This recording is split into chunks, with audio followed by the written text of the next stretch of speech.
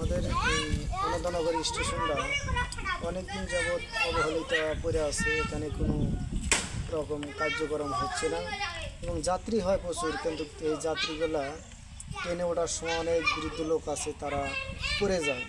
নামা ঝড়ি বৃষ্টি আসলে উপরে ছাদ নাই, চালা নাই, যার কারণে তারা ঝড়িতে ভিজে যায়। অনেক মহিলারা প্রসাব পায়খানা করবে, তার একটা কোনো ব্যবস্থা নেই।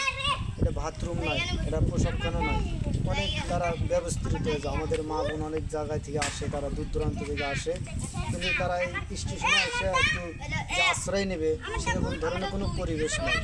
তাই আমাদের যে প্রধানমন্ত্রী আছেন বর্তমান ডক্টর ইউনূস, উনি যদি আমাদের একটু এই স্টেশনের দিকে একটু লক্ষ্য করে আমাদের এই কাজটা করে দেয়, আমাদের মা বোনদের জন্য এবং দেশের জন্য খুবই একটা গুরুত্বপূর্ণ উন্নতি হবে এবং আমাদের জন্য ভালো হবে।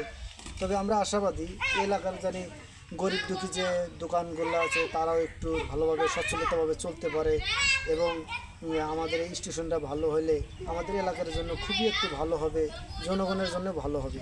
কিন্তু আমরা শুনি যে বাজেট আছে কিন্তু কাজ হচ্ছে না। এইটা কাজ হয় না কী কারণে আমরা তো সাধারণ জনগণ বলতে পারি না। কিন্তু আমরা যদি জিজ্ঞেস করি কাউকে যে এরকমকে, খালি বলে যে কাজ হবে, কিন্তু হয় না।